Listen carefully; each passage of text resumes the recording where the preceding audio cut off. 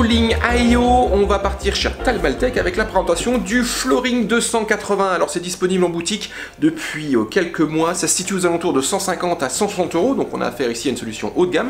Il est même en action juste derrière moi, où là j'ai voulu mettre en évidence ce fameux rétro-éclairage qui va toucher les deux ventilateurs mais également le waterblock. Tout ceci est adressable, on va pouvoir personnaliser chaque LED comme on le souhaite au travers d'une petite application sous Windows, mais pas seulement, puisqu'on peut agir également au travers de son petit smartphone, donc que ce soit de l'Android ou encore de l'iOS. Ce que je vous propose au niveau de la vidéo, petit tour d'horizon de ses principales caractéristiques, et on regardera également quelques données au niveau de ses performances par rapport à la toute dernière nouveauté de chez Corsair, le H115i RGB Platinum.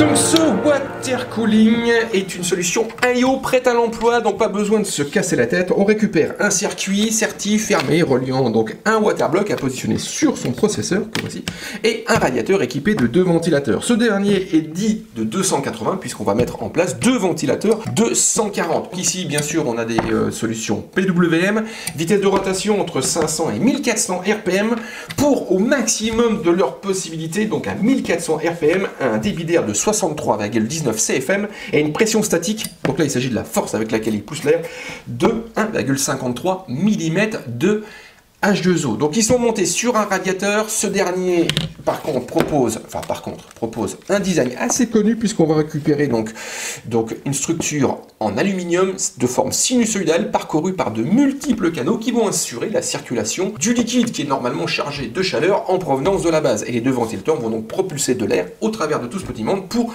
dissiper les calories.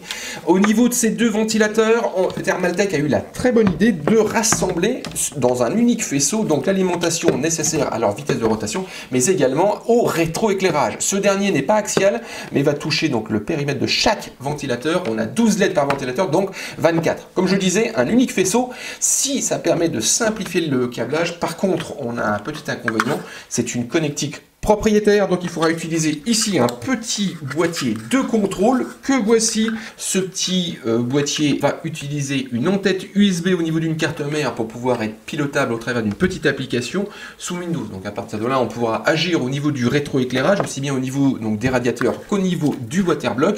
On pourra également sélectionner différents profils. Ce waterblock donc se présente avec une forme circulaire, pardon. On récupère également donc le même type de rétroéclairage qu'au niveau des deux ventilateurs. Tout ceci est adressable, on va pouvoir agir sur chaque LED de manière individuelle. Donc ce water cooling va prendre en charge énormément de sockets, quasiment tous les sockets du marché. Alors chez Intel, on va avoir droit du 2066, 2011, 1366 ou encore du 1150X. Et chez AMD, on a le droit du TR4, AM4, FM2, FM1, AM3+, AM2+, et de l'AM4. Donc ce qu'on va faire, c'est qu'on va mettre tout ce petit monde en place sur notre plateforme de test et on va faire quelques petits essais et on va essayer de savoir et de connaître donc les prestations de l'ensemble face à une nouveauté qui vient d'arriver de chez Corsair. Donc je vous en parlais au niveau de l'introduction. Donc il s'agit du H115i RGB Platinum. Au niveau des performances, ce water cooling 280 fait son travail tout en préservant nos oreilles puisqu'il se montre relativement silencieux. Alors pour vous le situer, on est grosso modo sur des prestations correspondant à H115i de chez Corsair, donc de la version Pro RGB et de la version RGB Platinum. Juste avant qu'on regarde quelques petits résultats, petite remarque par rapport au logiciel qui s'appelle le TT RGB+. Donc c'est à installer sous Windows. Ça vous donne accès donc à trois petites fenêtres qui vont vous permettre de personnaliser les deux ventilateurs, mais également donc le waterblock et bien sûr au niveau du RGB avec plusieurs couleurs de disponibles, plusieurs effets. On peut également demander un rétroéclairage en fonction de certaines actions de votre PC, en particulier de la température. Enfin, il y a plusieurs profils de refroidissement disponibles avec du performance, du silence et l'activation du mode PWM. Au niveau des performances, alors on a fonctionné de deux manières, en 12 volts avec les deux ventilateurs à leur plein potentiel, la pompe elle ne fluctue pas, et on a fonctionné ensuite en mode PWM, performance et silence. Alors en 12 volts, ici on arrive à un bilan assez positif. On a un delta donc de la température processeur à plein régime qui se situe à 23 degrés et des nuisances sonores qui se montent à 45,6 dBA. Alors pour vous donner un petit ordre d'idée, je vais vous montrer, puisqu'on peut ici le paramétrer à son plein potentiel, ce qui va correspondre donc à 45,6 dBA relevé par notre sonomètre. Donc ici on le positionne à 25 cm, donc face aux deux ventilateurs. Alors on va les activer.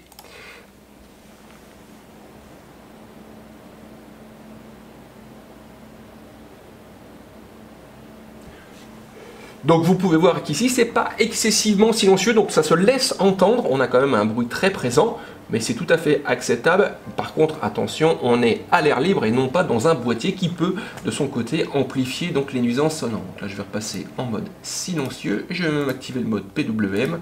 Ensuite, lorsqu'on va fonctionner donc avec le mode PWM, ici, on arrive donc à un bilan pareil, tout à fait positif, et avec un delta des températures donc d'environ 5 degrés avec un processeur au repos et de 33 degrés en charge. Le passage en mode performance va bien sûr améliorer le bilan, le delta ici avec un processeur au repos chute à 3 degrés et on arrive à 25 degrés avec un CPU en charge. Et côté nuisance sonore, c'est assez bien étouffé. Par contre, attention, le mode performance, ici avec un processeur à plein régime, on arrive tout de même à du 42,1 dBA. Bon, si cette petite vidéo vous a plu, n'hésitez surtout pas, vous pouvez lâcher un pouce bleu, ça fait très plaisir. Vous pouvez également partager cette vidéo. Je vous mets en descriptif donc un lien direct vers ce water cooling, donc ce Fluoring 280 de Thermaltake, et je vous dis à très bientôt. Bonjour à tous, nouvelle petite vidéo consacrée aujourd'hui à du water cooling IO, à une solution en teint. Bonjour à tous, nouvelle petite vidéo consacrée aujourd'hui à du water cooling et je recommence.